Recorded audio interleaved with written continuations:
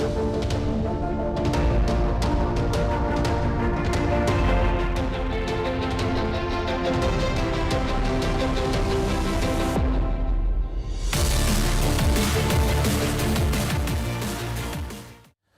ጤና ይስጥልን ተመልካቾቻችን እንደምን ሰነበታችሁ እንደምን አረፈዳችሁ ለክርስትና እምነት ተከታዮች ላለፈው የገና በዓል እንኳን በሰላም አደረሳችሁ እያን በዛሬው የምክረ ህግ ፕሮግራም ለእናንተ ብታውቁት ይጠቅማችኋል በማለት ያቀረብነው ከሁለት ሳምንት በፊት አቅርበነው የነበረው የልማት ተነሽን በተመለከተ የካሳ አሰጣጥና የትክ ቦታ አሰጣጥን በተመለከተ ከዚሁ ከስቱዲዮ በቀጥታ ጠበቃና የህግ አማካሪ የሽጥላ ኃይሉ በክፍል 1 ማብራሪያ መስጠታቸው ይታወቃል። በዛሬው ሁለት ያው እንደ ክፍል 2 የዚህን በከተማ ቦታ ለልማት ተነሽ የሆኑ ባለይዞታዎች በትክ ቦታ አሰጣጥና በካሳ ግመታ ቅሬታ ያላቸው የቅሬታ አቀራረቡንና ተያያዥ ጉዳዮችን በዛሬው ፕሮግራም ይዘን ቀርበናል። እናንተም በዚህ ፕሮግራም ላይ የሚኖራችሁ ጥያቄ አስተያየት ካለ ከደቂቃዎች በኋላ እንደተለመደው ከስክሪኑ ላይ በሚቀመጠው ስልክ እየደወላችሁ ጥያቄያችሁን ብታቀርቡልን እዚሁ ምላሽ የምንሰጥ ይሆናል። እስከ ፕሮግራማችን ፍጻሜ አብራችን እንድትቆዩ እየጋበዝን ወደ ውይይታችን ከአፍታ ቆይታ በኋላ እንመለሳለን። አብራችሁን ቆዩ።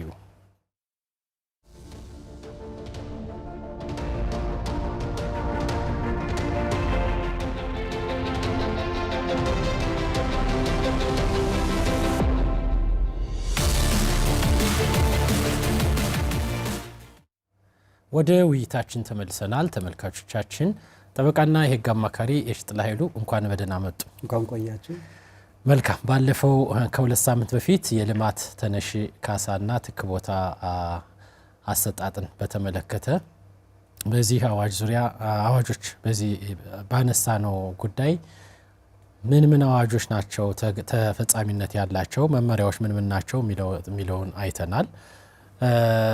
ባለፈው ካየናቸው ውስጥ እንደው ለተመልካቾቻችን ለማስታወስ ያክል የልማት ተነሽ የሆኑ እነማን ናቸው ተነሽ የሆኑና የልማት ተነሽ ለሚሆኑ ባለይዞታዎች ተግባራዊ የሚደረጉ የህግ ማዕቀፎች የ1161ን ጨምሮ እነዚህ በክልሉ ጸድቀው በስራ ላይ የሚገኙ መመሪያዎች ቁጥር 44 2013 እና 54 2016ን ምን ማዕቀፎች እንዳሉ አይተናል። እንዲሁም የመሬት ይዞታ መብትና የባለቤትነት መብት ከህጉ አንፃር ምን ማለት ነው የሚለውን በተገቢው መንገድ ትንታኔ ሰጠውልናል። ከዛም ደግሞ ለልማት ተነሽ ሲባል ምን ማለት ነው? እንግዲህ ቃሉ ለልማት ተነሽ ይባላል። ለልማት ተነሽ ሆነ ከዲ ሲባል ለልማት ተነሽ ሆነ ማለት ምን ማለት ነው? በህጉስ የተሰጠው ትርጓሜ ምንድነው የሚለውን አይተናል። እንዲሁም ያው በስፋት ባናየውም ዛሬ የምንጨርሰው ነው የሚሆነው የዚህ ካሳና ትክ ቦታ ምን ማለት ነው የሚለውንና የካሳ ስሌቱን በተመለከተ የካሳና ትክ ቦታ የሚያገኙት እነማን ናቸው የሚለውን ለማየት ሞክረናል። ዛሬ እንግዲህ የምናየው ባለፈው አሁን እኔ አይተናቸዋል ብዬ ለተመልካቾች ያቀረብኩትን ለማስታወስ እንደ ክለሳ ነው የሚባለው የሚጨምሩት ነገር ካለ ጨምረው እንደው ካሳና ትክ ቦታ የሚያገኙ እነማን ናቸው ከሚለው የዛሬውን ውይይታችን ብንጀምር በጣም ጥሩ። እንግዲህ ካሳና ትክ ቦታ ባለፈው ምን እንደሆነ አይተናል።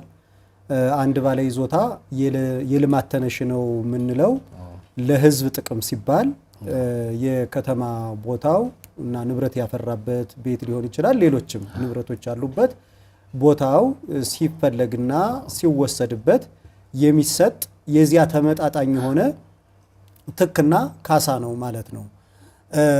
ይህ ከሆነ እነማን ናቸው የሚያገኙ ብለን ስንነሳ የመጀመሪያው እንግዲህ የመሬቱ ባለይዞታ ነው።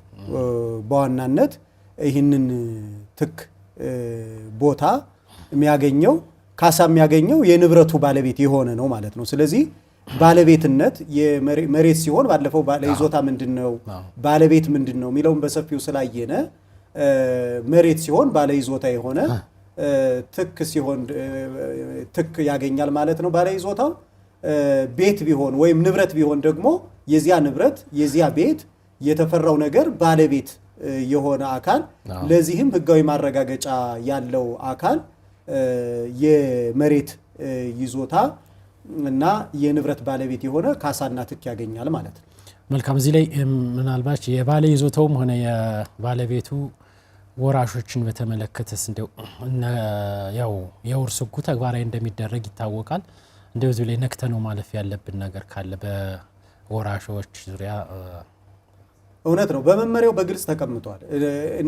ያው ወራሾች ዋናውን የመሬት ባለይዞታ ወይም የመሬቱን ባለይዞታ ባለመብት እና የንብረቱን ባለሀብት ተክተው ነው ምንጊዜም ቢሆን የሚገቡት ማለት ነው። ስለዚህ ይህ ትክ ቦታው ከመሰጠቱ በፊት ወይም ካሳው ከመከፈሉ በፊት ምናልባት የመሬቱ ባለይዞታ ወይም ደግሞ የቤቱ ባለሀብት ወይም የንብረቱ ባለሀብት አርፎ ከሆነ ወራሾች ያው የውርስ መብታቸውን ተጠቅመው እንግዲህ በውርስ ህግ የሚታወቃሉ። የመጀመሪያ ደረጃ ወራሾች ካሉ የመጀመሪያ ደረጃ፣ ሁለተኛ ደረጃ ወራሾች፣ ሶስተኛ ደረጃ ወራሾች እያለ የሚቀጥልበት መንገድ ስላለ በዚያ መስመር ወራሾች ይህንን መብት ያገኛሉ ማለት ነው። ወራሾች ግን ይህን መብት የሚያገኙት ቅድም እንዳልኩት አስቀድሞ ባለይዞታ ወይም የንብረቱ ባለቤት ከዚህ ዓለም በሞት ተለይቶ ከሆነ ነው ውርስ የሚመጣው ማለት ነው። ስለዚህ ያንን ታሳቢ አድርጎ መመሪያውም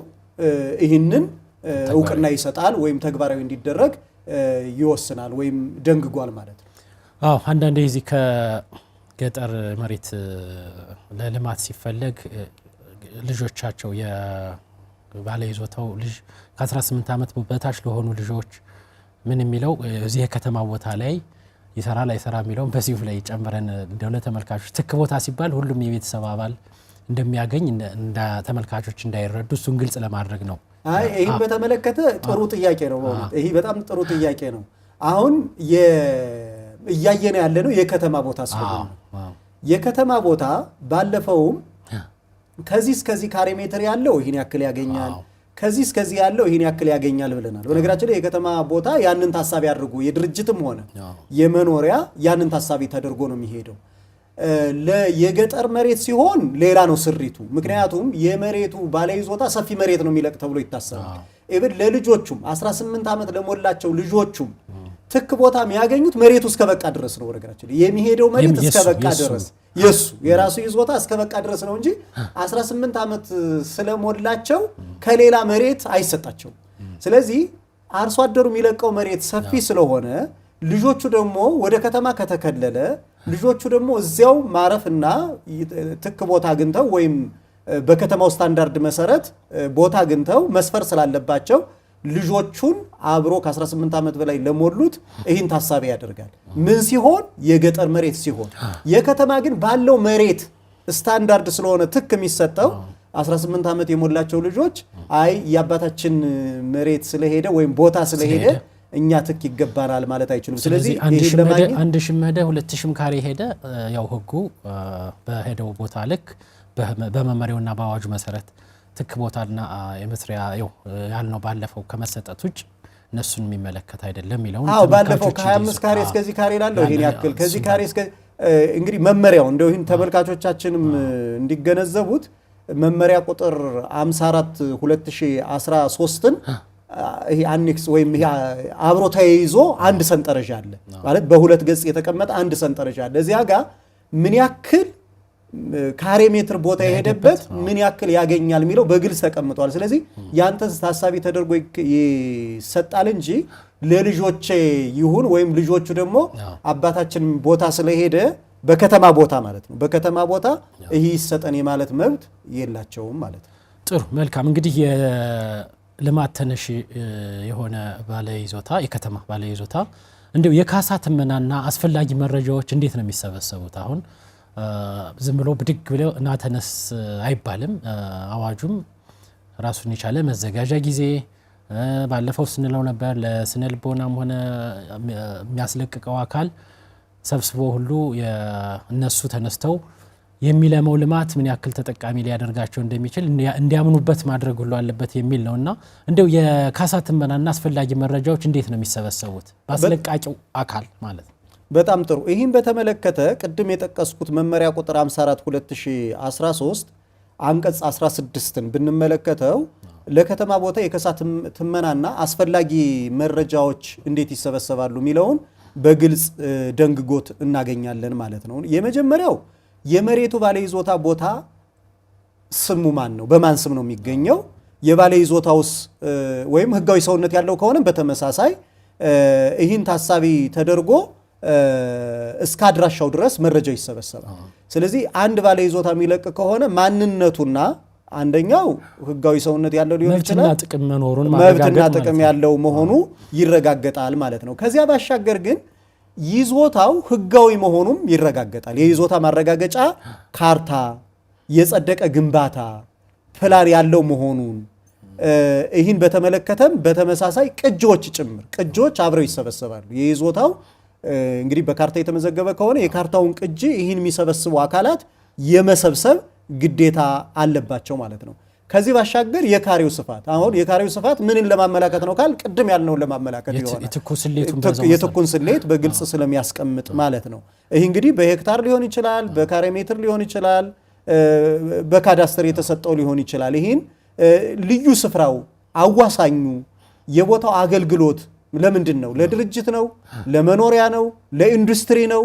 ሚለው ሁሉ አብሮ መሰብሰብ አለበት ማለት ነው። ስለዚህ እኒህ መረጃዎችን ታሳቢ ተደርጎ እንደሚሰበሰብና እኒህ መረጃዎችም ተጠናክረው በሚገባ እስከ ማስረጃዎች መያዝ እንዳለባቸው የመመሪያውን 16ን በዝርዝር ቢያዩት ይህንን ያመላክታል ማለት ነው። ስለዚህ እኒህ ተገቢ መረጃዎች ናቸው። እኒህ ተገቢ መረጃዎች ደግሞ ባለጉዳዩ የሚያምንባቸው መሆን መቻል አለባቸው። ባለጉዳዩ የሚያምንባቸው እና በትክክል በተጨባጭ ይዞታ መሆኑን የሚያሳየውን ከሱ መቀበል፣ የተለዩ ነገሮች ካሉ ይህኛው እንዲህ ነው የሚለውን እዚያው በዚህ አግባብ የሚኬድባቸው ሁኔታዎች ይኖራሉ ማለት ነው። ስለዚህ ይህን ታሳቢ ያደረገ ነው ማለት ነው መረጃ የሚሰበሰበው። መልካም መረጃዎች እንደዚህ ከተሰበሰቡ እንዲሁ የካሳ ግመታውስ እንዴት ነው የሚካሄደው? አሁን ያው እንግዲህ መረጃ ከተሰበሰበ በኋላ ወደ ግመታ ስለሆነ የሚሄደው ማለት ነው። እንዴት ነው የሚካሄደው? እንግዲህ የካሳ ግመታን በተመለከተ እዚያው ቀጥሎ በአንቀጽ 17 የተቀመጠ ነው። የመጀመሪያው እንግዲህ ቅድም እንዳልነው እያንዳንዱ መረጃ ይሰበሰባል። እሱ መረጃ እንግዲህ እስከ ቤቱ አይነት ሁሉ የሚያጠቃልል ነው። ቤቱ የጭቃ ነው፣ የብሎኬት ነው፣ መሰል ጉዳዮችና ቅድም ያልናቸው ኢንዱስትሪ ነው፣ የመኖሪያ ነው የሚለው ወደዚህ ለመምጣት የሚያገለግል ነው። ምክንያቱም ካሳውን ለማወቅ የግዴታ የቤቱ ምንነት እና እስከ ባለቤቱና እስከ ባለ ይዞታው ድረስ መለየት ስላለበት ማለት ነው። ይህን ለማድረግ እንግዲህ የመጀመሪያው ኮሚቴ ነው የሚዋቀረው። ይህ ኮሚቴ በተመለከተ በከተማ ሲሆን በከተማ ኮሚቴ ወይም ደግሞ በመስተዳድር ምክር ቤት የተመረጡ ከ5 እስከ 7 የሚደርሱ ኮሚቴዎች ይኖራሉ ማለት ነው። ይህንን በመመሪያው ቁጥር 17 ላይ በግልጽ ተቀምጦ የኮሚቴዎቹ መዋቅር ከምን ይዋቀራል የሚለው ነው በግልጽ የተቀመጠ ቁጥራቸው። እነዚህ ግን ምን ይላል? ተገቢ ዕውቀትና ልምድ ባላቸው ባለሙያዎች የተደራጀ መሆን አለበት ይላል በግልጽ ማለት ነው። በዚህ ላይ በግልጽ ተገቢ ልምድና ዕውቀት ያላቸው። ምክንያቱም አሁን ይህን መመሪያ ሳያውቅ ሌሎችም እዚህ ጋር ቅድም ስንላቸው የነበሩትን ወይም ባለፈው 2 ሳምንት ያነሳናቸውን አዋጁ፣ ደንቡ፣ ማስፈጸሚያ መመሪያዎችን ማወቅ መቻል አለበት። ምክንያቱም እንዴት ነው ምንድን መረጃ ነው የምሰበስበው መሰል ጉዳዮችን ታሳቢ አድርጎ በዚህ ረገድ ዕውቀትም ልምድም ያላቸው እንዲሆኑ የግመታ ዕውቀትም ያላቸው ሊሆኑ አይገባም። እዚህ ላይ አሁን ንብረት ነው የሚገምቱት።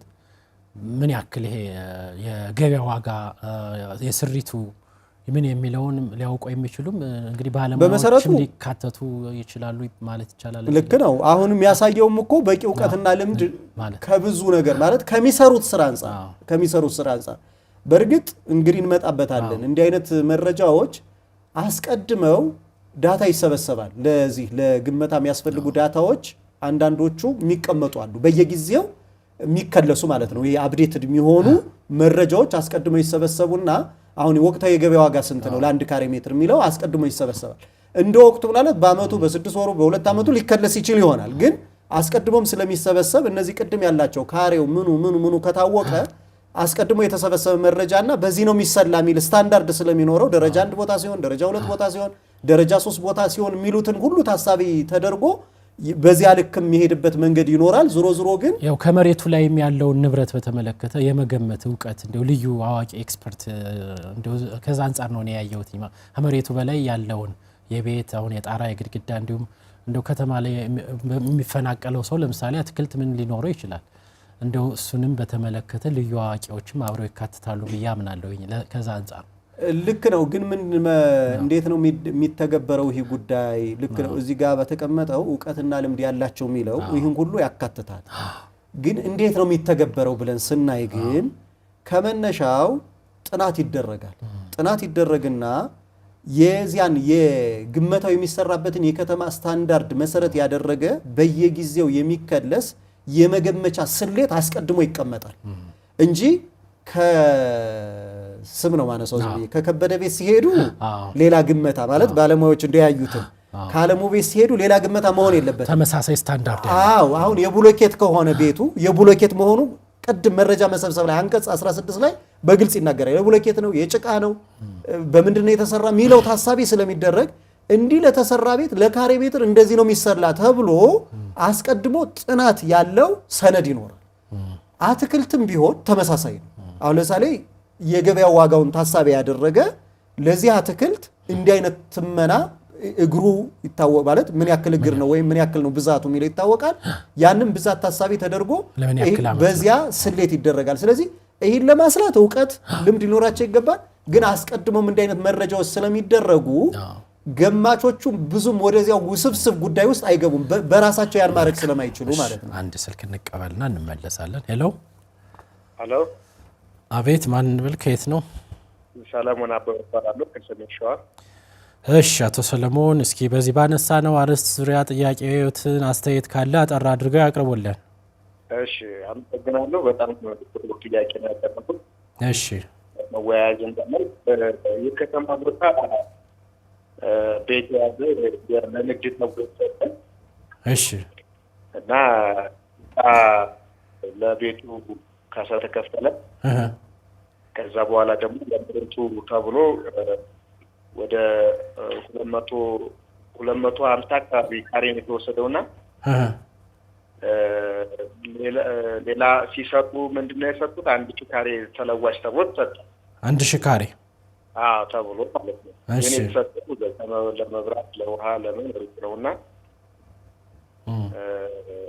ይሄ ሳይሆን የሚሰጠኝ ሌላ ቦታ ላይ ቅሬታ ቀረብኩ። እዛው ከተማው ለንግድ የሚሆን ቦታ ስለነበረ ማለት ነው። ደረጃውን የመጠን አይደለም የተሰጠኝ ቦታ የተነሳውና የተሰጠኝ የተለያየ ደረጃ አላቸው በሚል ነው ቅሬታዎት? በዛ ነው ያቀረብኩትና እሺ አይ መርጠ ሳይሆን ለማካካቻ የሚሆን በቁጥሩ በዛ አድርገን ነው የሰጠነው ነው እንጂ አንተ ከመረጥክበት ቦታ አይደለም የሚል ሐሳብ ገለጹልኝ።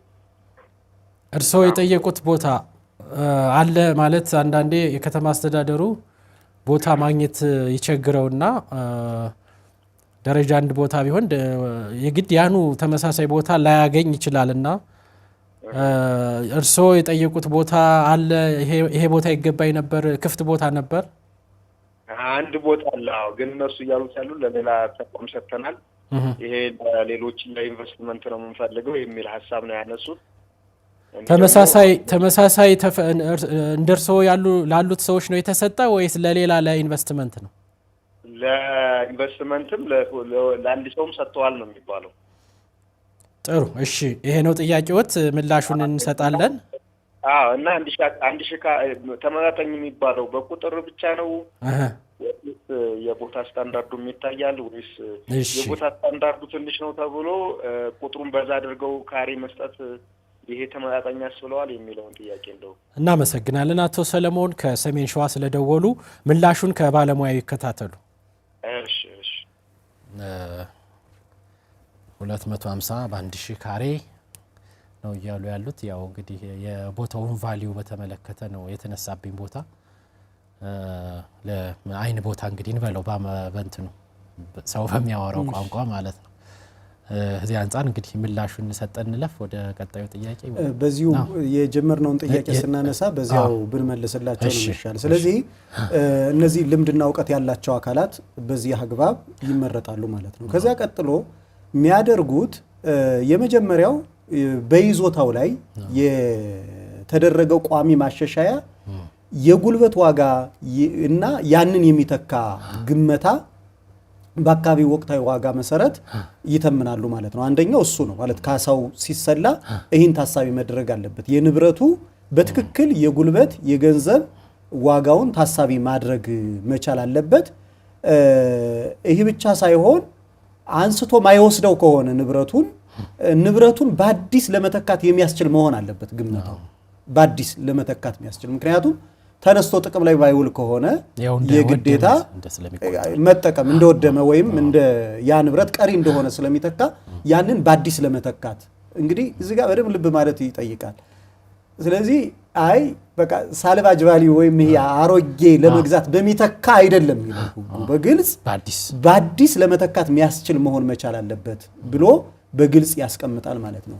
ቤት ከሆነ ደግሞ ቢያንስ ዝቅተኛውን ስታንዳርድ የሚያሟላ ግንባታ ለመገንባት የሚያስችል ትመና መሆን መቻል አለበት። ቢያንስ ዝቅተኛውን አሁን የብሎኬት ቤት ከፈረሰበት በብሎኬት ስታንዳርድ ለመስራት ቢያንስ ዝቅተኛውን የጭቃ ቤት ከፈረሰበት ያንኑ ቤት ለመተካት ቢያንስ ዝቅተኛውን ቤት ለመስራት በሚያስችል ሁኔታ መከናወን እንዳለበት በዚህ በመመሪያው አንቀጽ 17 ሁለት ስር በግልጽ ተደንግጓል ማለት ነው። ስለዚህ እኒን ታሳቢ ያደረገ የዋጋ ትመና ይከናወናል ማለት ነው። ይህ ከተደረገ በኋላ በተለይ በቋሚነት የሚለቀቅ የከተማ መሬት ይዞታ ልማት ተነሽ ከሆነ ራሱ ቀመር በግልጽ ተቀምጦለታል።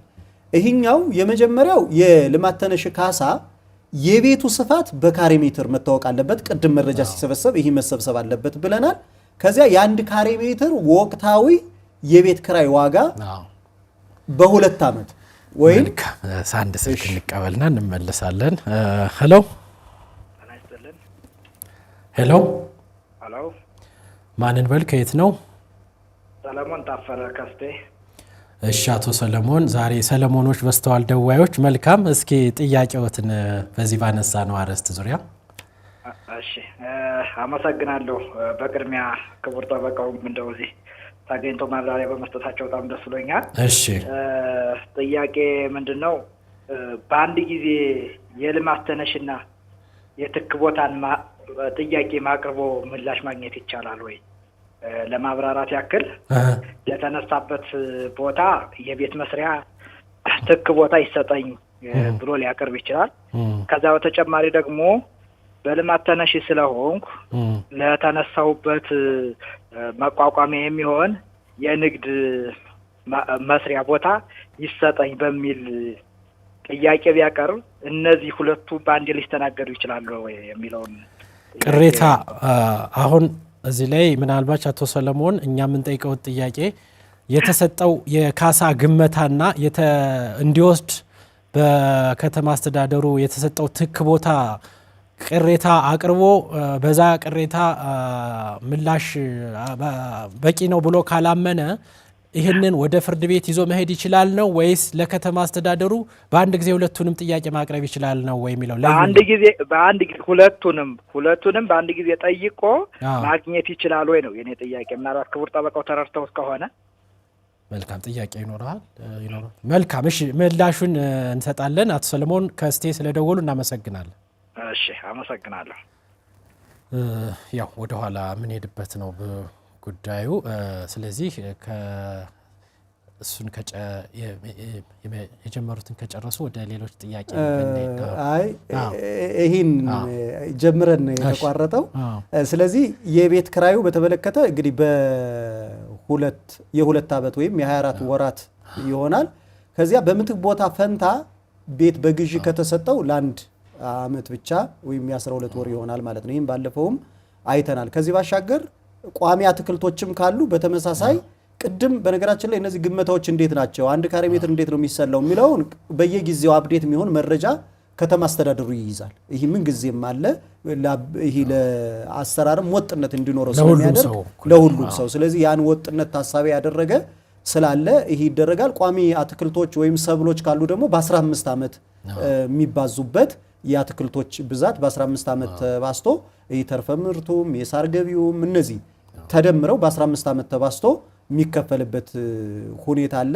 ጊዜያዊ ከሆነ ግን ለሚወሰድበት ዓመት ያክል ነው የሚሆነው። ጊዜያዊ ከሆነ ለ5 ዓመት ከሆነ መሬቱ የሚወሰደው በ5 ዓመት ነው የሚባዛው። ለ4 ዓመት ከሆነ ለ4 ዓመት ነው። ቋሚ ከሆነ 15 ዓመት ይሆናል ማለት ነው። እንግዲህ ይህን ታሳቢ ተደርጎ የካሳ ትመና መስራት ይቻላል ማለት ነው። እንግዲህ ቅድም አንድ ጥያቄ ከሰሜን ሸዋ የተጠየቀ አለ። 250 ካሬ ሜትር ቦታ 1000 ካሬ ሜትር ቦታ ሰጡኝ እና እኔ ግን ያን ቦታዬን ታሳቢ ቢደረግ ከስፋቱ ይልቅ ምፈልገው ቦታው ታሳቢ ቢደረግ ማለት የቦታው ሎኬሽን የሚገኝበት ቦታ ታሳቢ ቢደረግ ምክንያቱም የተነሳውበት ለንግድ ለመሰል ጉዳይ ተገቢ ስለሆነ የሚል ነገር አንስተዋል። ግን እነሱ 1000 እንደውም ከነበረ ካሬ በብዙ ጥፍት ስለተሰጠ በዛ ተካክሳሃል የሚል ጥያቄ አንስተዋል። እንግዲህ ይህን ነገር ለመመለስ በደንብ መታየት ያለበት የመጀመሪያው በተቻለ መጠን መመሪያው የሚያስቀምጠው የተነሳበትን ቦታ ታሳቢ ያደረገና ስፋቱም ታሳቢ ያደረገ ቦታ እንዲሰጥ ነው። እንግዲህ ይህን ጉዳይ ስተት ነው ስተት አይደለም ብሎ መናገር ላንችል እንችላለን። ምክንያቱም በዚያ ቦታ በትክክል ማየትና ለምንድን ነው ይህን አስተዳደራዊ ውሳኔ የወሰኑ? ምክንያቱም እንደ አስተዳደራዊ ውሳኔ አይተውት ነው እንጂ እንደውም ቅድም ባልነው በመመሪያው ተይዞ ይገኛል ባልነው ያንን ቦታ ታሳቢ አድርጎ ስታንዳርድ አለው። 250 ላረጋ 1000 ሳይሆን የሚሰጠው የራሱ ስታንዳርድ ተቀምጦለታል። 200 ለተነሳበት የራሱ ስታንዳርድ ተቀምጦለታል። 100 ለተነሳበት የራሱ ስታንዳርድ ተቀምጦለታል። አንድ ስልክ አለ፣ ስልኩን ተቀብለን እንመለስ። ሄሎ ማንን በል ከየት ነው? ባጭሩ እስኪ ያለውትን አስተያየት በዚህ ጉዳይ። ከሰቆጣ ነው። እሺ አቶ አወጣ ከሰቆጣ። እሺ ጥያቄዎትን እስኪ ያቅርቡልን። እኔ ተነሳበኝ ለሰቆጣ ከተማ ለመሬት ለድነስ ለማስፋፋት ተብሎ የተነሳ ነው። እሱ ቦታ የኔ የተነሳ እርሻ ቦታ ነው። 7180 ካሬ ነው። የእርሻ ቦታ ነው የተነሳው? አዎ የእርሻ ቦታ ነው። መልካም አቶ አወጣ፣ ዛሬ እየተወያየን ያለነው ለልማት ተነሺ የሆኑ የከተማ ባለይዞታዎችን የትክ ቦታ እና የካሳ አወሳሰን ስለሆነ የእርሻ ቦታን በተመለከተ በሌላ ጊዜ ይዘን የምንቀርብ ስለሚሆን ያኔ እንዲደውሉልን በማሳሰብ ልናሰናብተውት ነው። ለዛሬው ስለደወሉ እናመሰግናለን። ያው የእርሻ ቦታ ነው የሚሉት እሱን እንላለን። እሺ ስለዚህ ይህን ታሳቢ አድርጎ የየራሱ ስታንዳርድ ስላለው በዚያ መሰረት ነው የሚሰጠው። ስለዚህ ቦታ ካለ እንዲህ አይነት ጉዳዮችን በአስተዳደራዊ መንገድ ነው ሊፈቱ የሚችሉት። በአስተዳደራዊ መንገድ ሲፈታ ደግሞ በትክክል ሌላም ቦታ ጠቁሜ ነበር ግን ለኢንቨስትመንት ተሰጥቷል እና ለሌላ ሰው ደግሞ ለአንድ ሰው ሰጠዋል ይባላል ምናምን የሚሉ ነገሮችን አንስተዋል። ይህን ታሳቢ ተደርጎ የልቁንም እኩል መብት የመስተናገድ እንግዲህ ለሌላ ሰው ተሰጥቶ ከሆነ ለሳቸው ካልተሰጠ ያ ቦታ በትክክል ከሳቸው በተሻለ ሁኔታ የሚያለማ ሆኖ ነው ወይ ኢንቨስተር የተባለ ወይ ማለት ለኢንቨስትመንት ተሰጠ የተባለ እና እንዲህ አይነት መሰል ጥያቄዎችን 1 2 3 4 ብሎ በማቅረብ አስተዳደራዊ መንገድ መጠየቅ ይችላሉ ማለት ነው። መልካም ተመልካቾቻችን እየተወያየን የምንገኘው በከተማ ቦታ ለልማት ተነሺ የሆኑ ባለይዞታዎች የካሳና ትክ ቦታ አቀራረብ የቅሬታ አቀራረብን በተመለከተ ከዚሁ በስቱዲዮ በቀጥታ ማብራሪያ እያቀረቡላችሁ የሚገኙት ጠበቃና የሕግ አማካሪ የሽጥላ ኃይሉ አብረውን ናቸው። እናንተም በዚህ ጉዳይ ላይ የሚኖራችሁን ጥያቄ በስክሪኑ ላይ በተቀመጠው ስልክ እየደወላችሁ ብታቀርቡልን ምላሹን የምንሰጥ መሆኑን እናስታውሳለን። ከአፍታ ቆይታ በኋላ እንመለሳለን። እስከ ፕሮግራማችን ፍጻሜ አብራችሁን ቆዩ።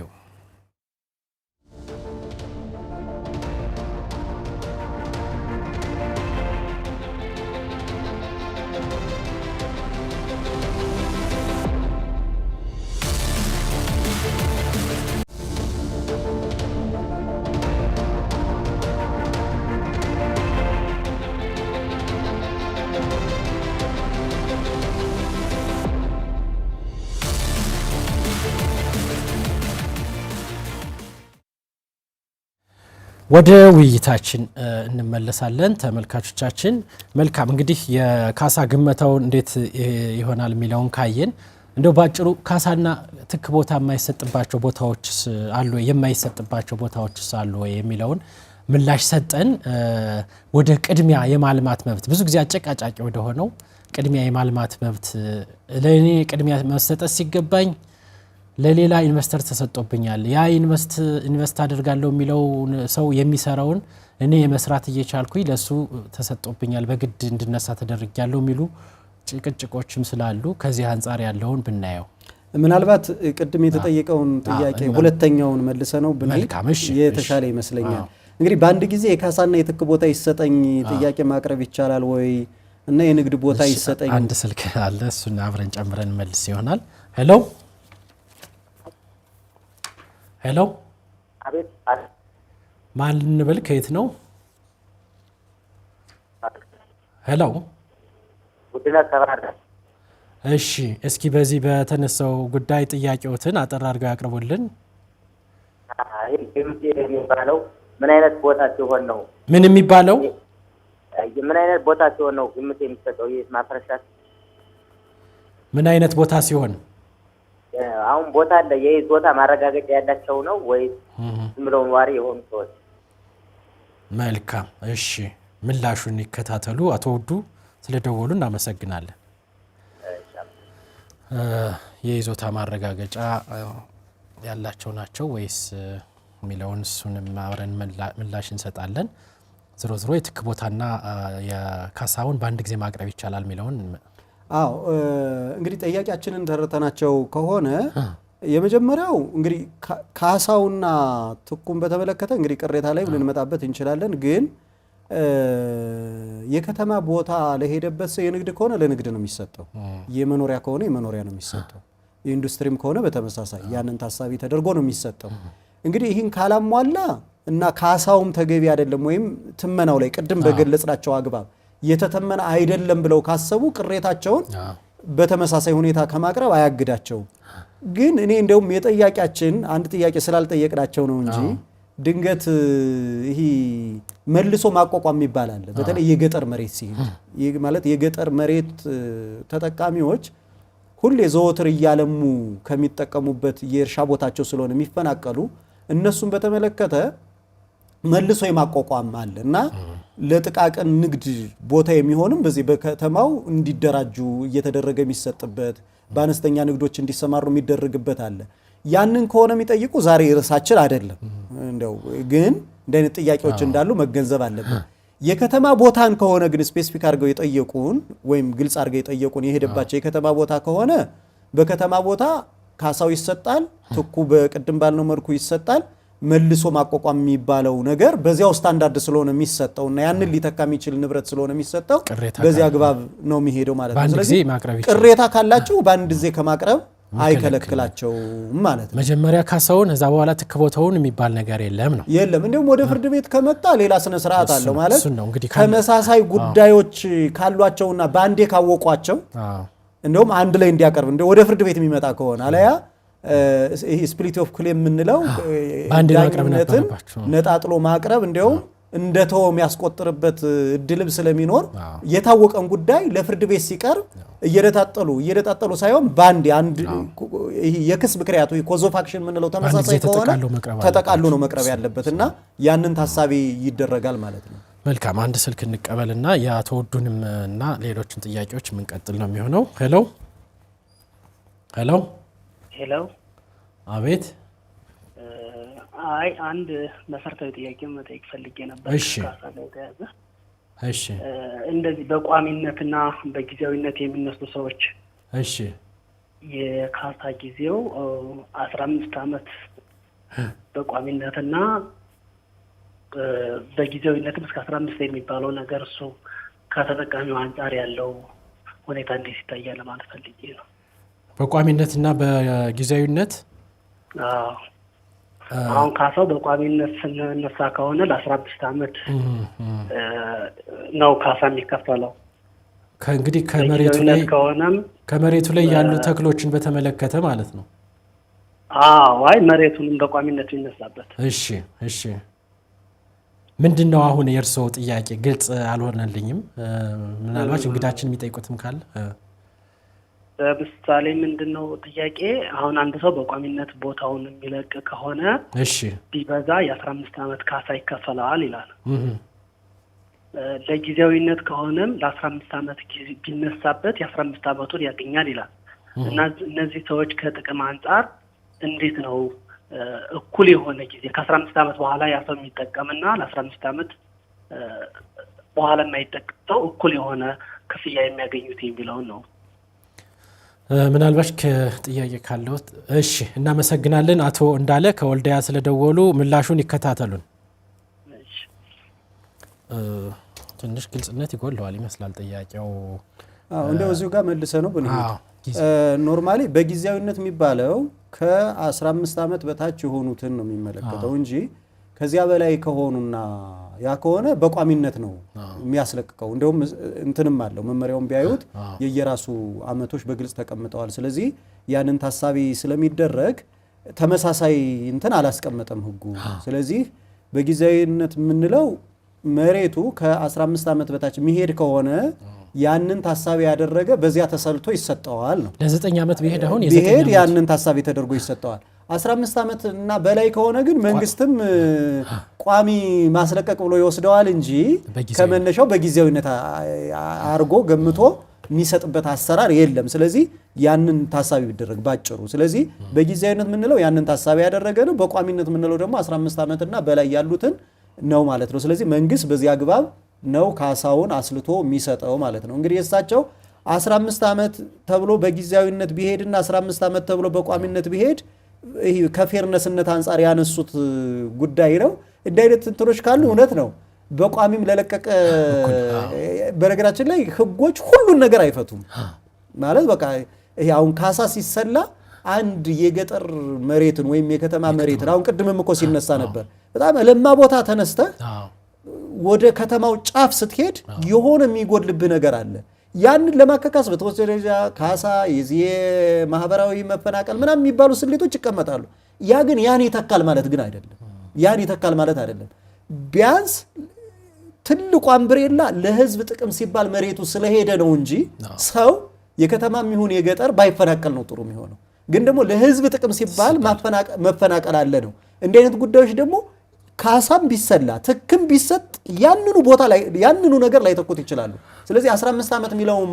እንደ አይነት ነገር ማለት በጣም የተቀራ 14 አመት 13 አመት ነው መናነሳ ብለው ቢሰጡት በቋሚ የተነሳውና ተጠቃሚ የትኛው ነው ብለን ካልን ይሄኛው ነው እንደ አይነት የፌርነስ ነገሮች ሊጎሉ ይችላሉ ይሄ ግን ሁሉንም ህግ ሁሉንም ችግር ስለማይፈታ እንደሆነ ታሳቢ ቢደረግ መልካም የ250 ካሬና 1000 ካሬውን ሙሉ ምላሽ ሰጠናል ይሆን ማለት እሳቸው የጠየቁት ጥያቄ አንድ ቦታ ነበረ ያ ቦታ ሊሰጠኝ ይገባ ነበር አንድ ቦታ ብቻ ነው ያለ ነው የሚሉት ለሌላ ኢንቨስትመንት ነው የተሰጠ ወይስ በተመሳሳይ እንደርሶ 250 ካሬ ለተነሳባቸው ሲል ያው ምላሹን አልሰጡንም ዝሮ ከመመሪያው አንፃር የተሻለ ነገር መስጠት አለበት ነው ግን 1000 ካሬ የሆነው የተሻለ ቦታ ጠፍቶ እንግዲህ ከመመሪያው ሞጣ ብሎ አንዳንዴ የሚስተናገዱበት ሁኔታ ስለሚኖር ይሄ መልካም አስተዳደር ነው ምንም ልንለው አንችልም ከዛ አንፃር እንግዲህ ምላሹ በዚሁ አግባብ ነው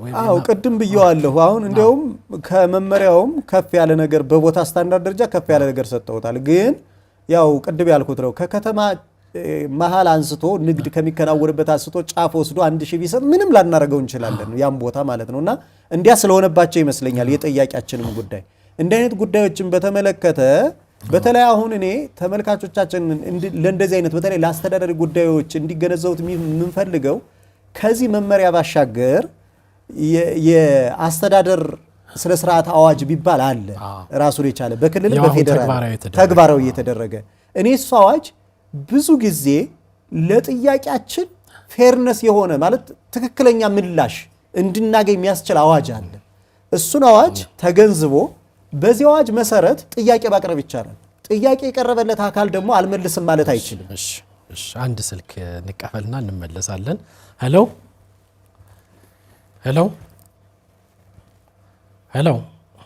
አቤት ይሰማኛል ማንን በል ከየት ነው ጎንደር ከተማ ማዕከላዊ ጎንደር ከማዕከላዊ ጎንደር። እሺ እስኪ ጥያቄዎትን ባጭሩ። እሺ እኔ የምጠይቀው ያው በዚህ በከተማ ቦታ ነው። እሺ ከይዞታ ቦታ ነው። እኛ ሰፈር ተቀምጠን ያለነ ከተቀመጥነ ወደ 20 ዓመት ይሆናል። እሺ ግን የይዞታ ማረጋገጫ ካርታ የሚሆን ምንም ፕላን ምንም የለንም። ማን ነው የሰጣችሁ ቦታውን? ማን ነው የገዛችሁት? አርሶ አደሩ ነው። በተለያየ ምክንያት ሲቸግረው በብድርም በምንም እያለ የሰጠና ያው በመሬት በሜትር ለክቶ የሸጠው ነው ወይስ ቤት እየሰራ ነው?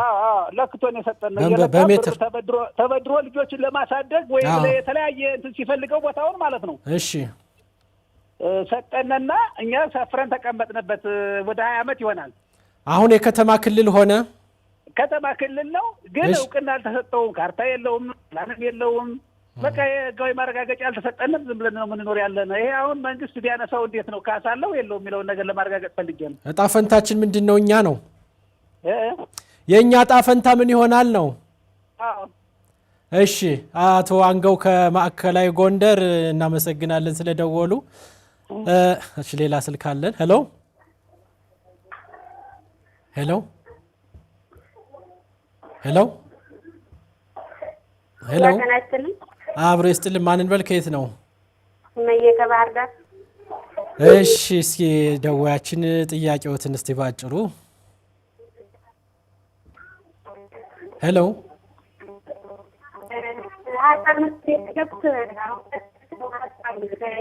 ሄሎ እየተሰማን አይደለም።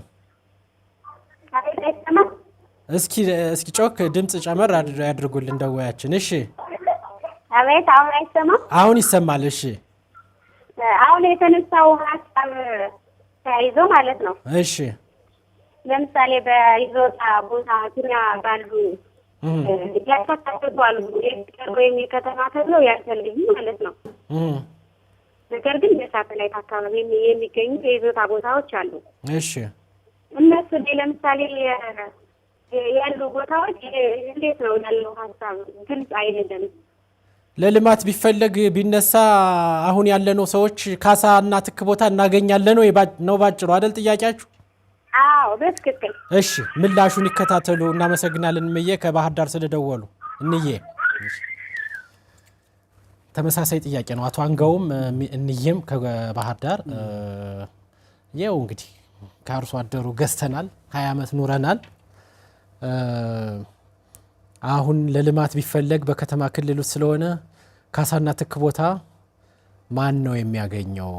እንዲሁ እኛ አይመለከተንም ወይ የሚል ነው ውዱ። እንዲሁም ከባህር ዳር የይዞታ ቦታ የገዛ ሰው ካሳ ያገኛሉ። ተመሳሳይ ነው ጥያቄ። ሶስቱንም ጥያቄ አንድ ላይ እንመልስና ባሉን ደቂቃዎች ስለ ቅሬታ አቀራረብ የተወሰኑትን አብራርተን ብንጨርስ ጥሩ። ይህን በተመለከተ የሚሻለውም ቅድም ተጠይቆ ወደ ጥያቄዎች ይሄርነውን ካሳ የማይከፈልባቸው ወይም ምትክ ቦታ የማይሰጣቸው እነማን ናቸው የሚለውን ስንመልስ ያቶ ውዱንም የምየንም እንየን መልስ እንመልሰዋለን ብዬ አስባለሁ። ስለዚህ በዚያ ልክና ያቶ አንጋው የነዚህ ሰዎች በእነዚህ ሶስቱም በዚህ ውስጥ የሚካተቱ ናቸው።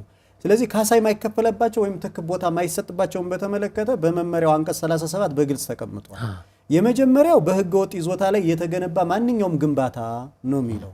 ስለዚህ አሁን የጠያቂዎቻችንን ስናይ ከመነሻው ከአርሶ አደር መሬት መግዛት አይቻልም። ይህ ህገ መንግስቱን በግልጽ የሚከለክለው ነው። በቃ ህገ ወጥ ነው።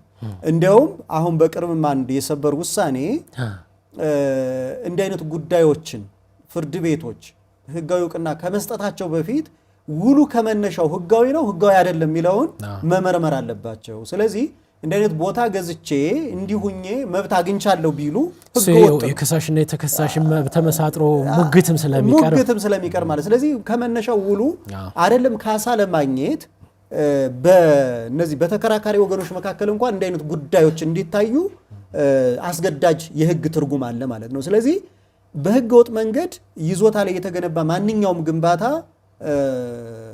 ካሳ ወይም ትክ ቦታ አይሰጥበትም። እሺ ከተማ አስተዳደሩ አሁን ያነሱትን ጥያቄ ለልማት ቦታውን ፈልጌዋለሁ ብሎ ሲያስነሳ ካሳና ትክ ቦታውን ማን ይውሰድ? ማን ነው የሚወስድ ነው? እንዲሁ 20 ዓመት ኑረን በዜሮ ልንሄድ ነው ወይ ነው? በቃ ይሄን በተመለከተ እንግዲህ ምናልባት ወደ ነበሩበት ሊመለሱ ይችላሉ። እዚህ የህግ የይርጋ የመሰል ጉዳይ እንደተጠበቀ ሆኖ ወደ ነበሩበት ሊመለሱ ይችላሉ። ማንና ማን ቀድሞ የሸጠላቸው ሰውና እነሱ ማለት ነው። ስለዚህ ከተማ አስተዳደሩ ካሳውን ሊያሰራ የሚችለው ለህጋዊ ባለይዞታው።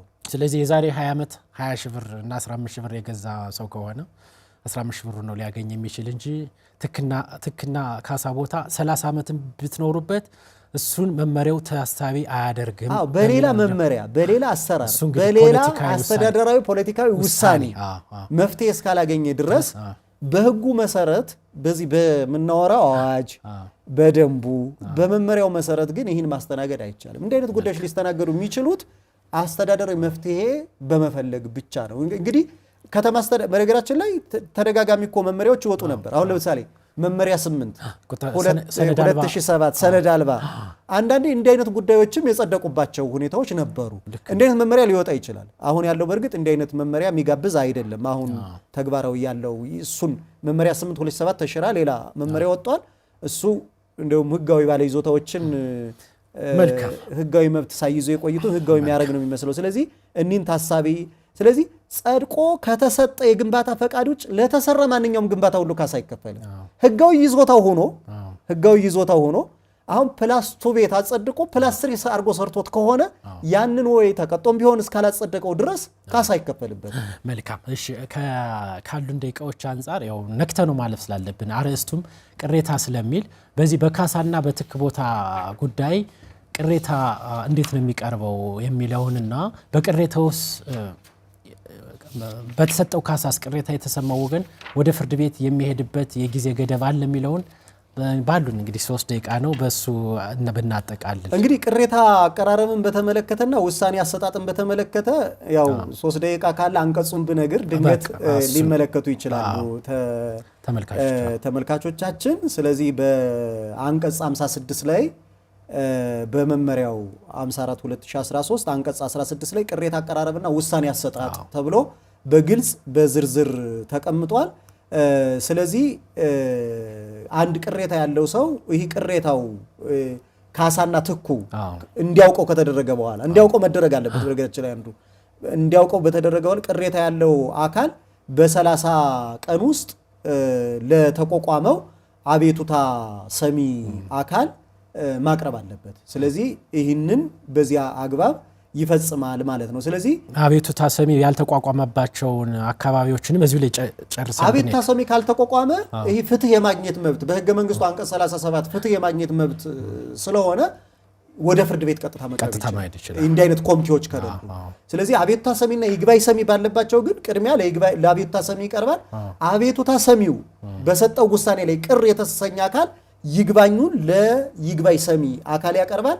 በይግባኝ ሰሚው ቅር የተሰኘ አካል ለፍርድ ቤት ይግባኙን ያቀርባል። በዚያ መሰረት ቅሬታውን ያቀርባል። እስከ ሰበር ድረስ ማቅረብ ይችላል ማለት ነው። እንግዲህ አቤቱታ የሚቀርብለት አካል በ30 ቀን ውስጥ ውሳኔ መስጠት አለበት ተብሎ ይታሰባል። አሁን 30 ቀን ውስጥ በላይ አመታትን የፈጁ ጉዳዮችም ስለሚገጥሙ ማለት ነው። እንዲህ አይነት ጉዳዮች አሁን ወደ አስተዳደራዊ አዋጁ የሚሄዱ ይመስለኛል።